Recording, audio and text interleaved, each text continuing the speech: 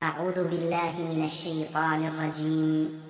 بسم الله الرحمن الرحيم.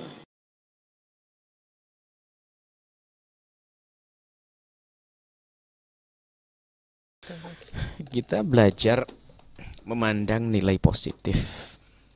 Ada banyak organisasi di negeri ini, FPI, ada yang lain-lainnya. Maka biasakan kita memandang nilai positifnya terlebih dahulu. Karena apa? Nilai positif itu yang akan membawa kemaslahatan. Kalau ada sebuah perjuangan ternyata ada negatifnya, itu pun tidak perlu kita hantam di hadapan umat misalnya, yang menjadikan orang lari daripada kebaikan yang akan dibawanya. Ini adalah bijak seharusnya. Artinya kalau ada sesuatu, sebuah kelompok apa saja, kalau ada negatifnya, mungkin dari kalangan, kalau mungkin kelompok tertentu, ormas tertentu, apalagi ormas itu dekat dengan kita misalnya, ada kesalahan, ya mungkin dari ulama-ulama datang assalamualaikum menjelaskan agar seperti itu caranya, bukan menghantam di media. Hari ini akan kebaca betul oleh orang di luar Islam itu berantem, diadu domba, karena semuanya biasa mengkritisi tidak pakai adab dan aturan. Jadi semuanya pokoknya kalau cocok dengan cara saya langsung dihantam, cocok saya. Ini adalah kelemahan kita dalam berdakwah. Imam Syafi'i radhiyallahu ta'ala, Imam Ahmad ibn Hanbal itu suatu ketika ngelihat muridnya itu sudah jadi ustadz, jadi syekh itulah. Kemudian rupanya waktu itu ngajar muridnya kepanasan, dia kena, gurunya nggak kenapa panas itu. Imam Ahmad tuh mengingatkan saja, nunggu pagi-pagi ke rumahnya supaya nggak ketahuan sama orang. Setelah itu dibisiki, mohon maaf, ada orang nggak di sini? Kenapa? Saya mau berbicara sesuatu. Bicara apa? Baru diingatkan. Urusan begitu. Jadi adabnya nginget. Sekarang Masya Allah, antam-antaman Habib ini begini, Ustadz ini begini. Kenapa kok cara kita antam-antaman? Semuanya merasa punya lebih merendahkan akhirnya pada akhirnya. Baik, seperti itu kaidahnya. Pandang positif. Kalau ada negatifnya, yuk kita berusaha untuk meluruskan, karena itu sama-sama perjuangan satu. Kemudian di saat kita melihat ulama menyikapi hal kejadian semacam ini, masalah Habib Rizik misalnya, ulama berbeda-beda. Ada yang ada langsung mendukungnya datang, ada yang mendoakannya, macam-macam. Makanya jangan sampai kita juga prasangka ini pada diem dan sebagainya. Kita prasangka buruk itu menguasai. Yang terpenting hari ini adalah bagaimana kita memanjatkan doa untuk kebaikan negeri ini, dijauhkan daripada fitnah-fitnah orang yang suka mengganggu dan merusak. Ada orang yang ingin bermain di negeri ini, yaitu mereka yang tidak kenal akhirat.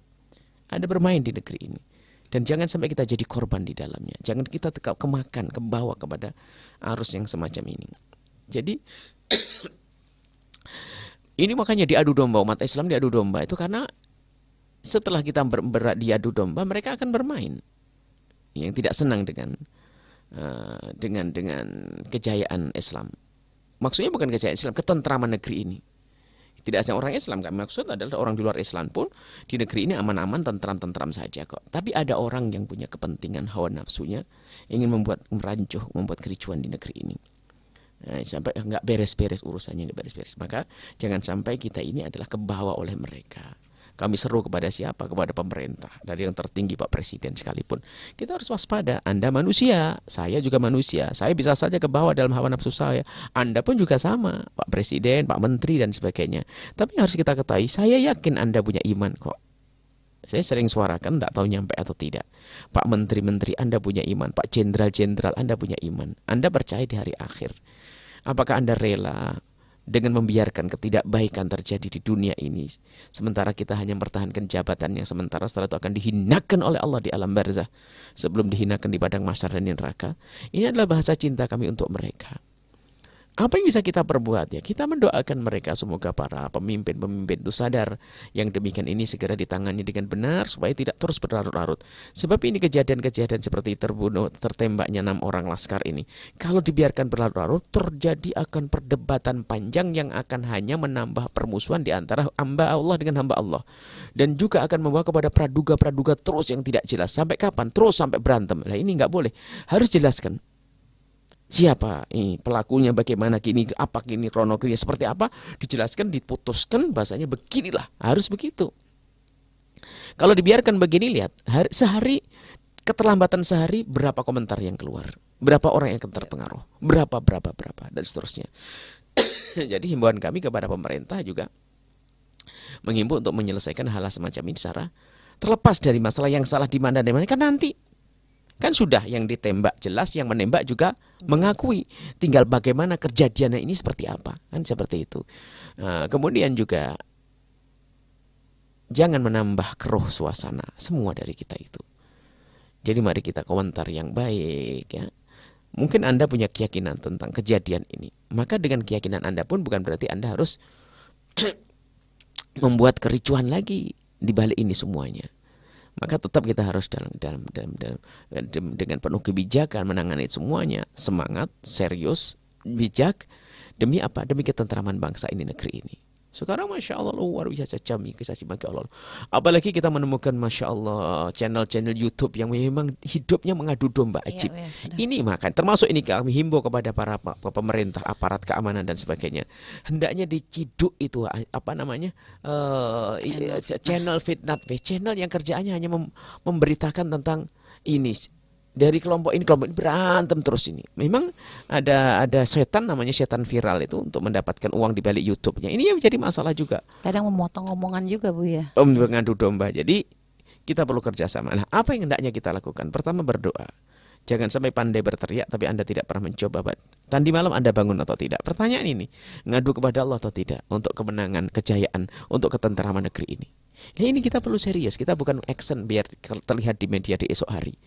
Bukan. Akan tapi kita perlu ngadu kepada Allah dengan serius. Apa yang terjadi kepada umat yang ada di negeri ini, kaum muslim negeri ini, khususnya kepada tokoh-tokoh kita misalnya, yang selama ini berjuang dan sebagainya, ulama-ulama dan sebagainya. Kita doa, memohon kepada Allah, itu yang terpenting. Setelah itu kemudian ya upaya-upaya yang bisa kita lakukan tentunya mulai prosedur-prosedur yang diperkenankan oleh undang-undang negara. Dan kami himbau kepada pemerintah, ingat bahwasanya hidup Anda sesaat. Hidup Anda sesaat. Kalau Anda tidak serius dalam mengurusi ini, maka Anda akan menemukan kehinaan di dunia sebelum di akhirat.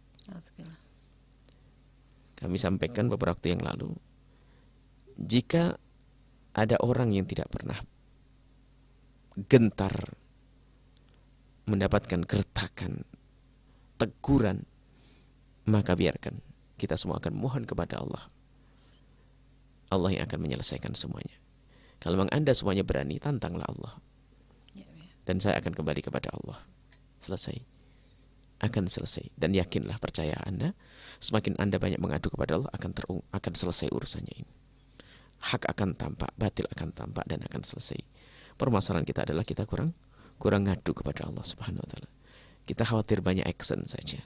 Biarpun banyak kejahatan kayak apapun, kalau kita ingin menyelesaikannya hanya dengan action dohir saja, maka susah kita untuk menuai hasilnya. Allah dan Allah dan Allah. Itu saja bisa kami sampaikan.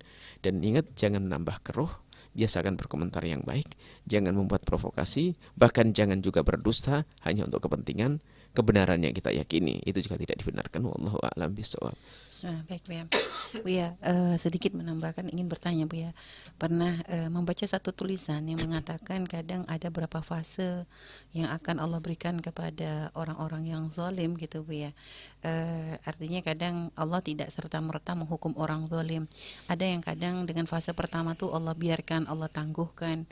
Setelah itu nanti fase keduanya ada istidraj, artinya sedikit demi sedikit ya, kayak Allah berikan kenikmatan tapi tujuannya adalah untuk menuju kepada kehancuran. Lalu fase berikutnya itu adalah setan menjadikan mereka tuh semakin tertipu dengan kezaliman mereka, dan baru nanti fase yang keempat itu adalah siksa dari Allah. Apakah hal itu memang seperti itu atau bagaimana, Bu ya? Artinya begini, kurang lebihnya begini.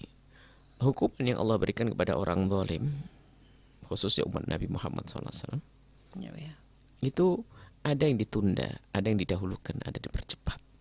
Hukuman memang begitu. Allah berikan hukuman berbeda-beda. Macam-macam ya. Ada ibrah, ada pelajaran di balik itu semua. Ada yang langsung dihukum oleh Allah Subhanahu wa Ta'ala. Loh, kenapa kok tidak langsung dihukum ada orang zalim? Karena Allah ingin mengangkat derajatnya orang yang berjuang dulu. Allah ingin memperbanyak pejuang-pejuang. Allah ingin memperbanyak orang-orang yang hidup dalam kemuliaan, biar berjuang, biar semangat. Maka kezaliman dibiarkan dulu oleh Allah. Tapi orang zalim akan dinyuksepkan di dalam nerakanya. Jadi zalim tetap saja nggak ada artinya. Ditunda atau tidak ditunda sama, menuju kepada kehancuran. Maka dari itu kami himbau kepada siapapun yang merasa punya kezaliman, baik di rumahnya, di kantornya, di ininya, sudahlah, akhiri itu semuanya. Apalagi kelas-kelas negara dunia ini, alhamdulillah. Maka kami cinta kepada para pejabat-pejabat, Pak Presiden sekalipun, karena dia adalah ahli la ilaha illallah. Bahkan yang bukan ahli la ilaha illallah sendiri adalah satu bangsa, satu negeri. Jangan sampai ada di hati Anda ada jiwa yang jelek, jiwa yang kotor. Tidak peduli dengan kejahatan yang berlaku. Akan tapi semangatlah untuk berbuat baik kepada umat Nabi Muhammad, untuk umat manusia. Itu adalah nurani yang baik, batin yang baik. Orang yang baik. Baik, subhanallah Bu ya. Sekali satu lagi Bu ya, kalau Bu ya, misal kita kan ada perintah untuk menjaga jiwa, menjaga harta, menjaga itu Bu ya, ada berapa hal yang agama harus yang dijaga itu Bu ya. Dan kalau seandainya perbuatan zalim seseorang itu dikarenakan ada tekanan Bu ya, untuk misalnya ya untuk keluarganya, sehingga dia memang harus berbuat zalim kepada si fulan, karena kalau tidak maka keluarganya akan dijadikan korban, begitu. Itu seperti apa yang harus dilakukan Bu ya, pilihannya Bu ya? Bukan berbuat zalim, akhirnya ada tafus soal. Kita bisa membela diri. Ya, dalam bahasanya tafus soal. Kita bisa membela diri kalau kita akan dicidrai di dalam 5 hal. Kalau kita nyawa kita, agama kita, harta kita, kemudian kehormatan kita. Jika ada orang yang ingin mengganggu ini kita bisa membelanya. Sehingga mata tuna mali mata syahidan. Kalau ada orang mati membela hartanya akan direbut oleh orang lain, mati syahid kok dia. Ya. Hartanya yang halal kita dikumpulkan untuk diberikan kepada anak istrinya. Ada orang merebut sampai dia berantem, mati syahid kok. Ya. Tuna nafsi, menjaga dirinya, mati syahid. Tuna irdihi, kehormatannya, mati syahid. Jadi ada kemuliaan, memang kita diimbau, tapi bukan memulai kezaliman itu namanya.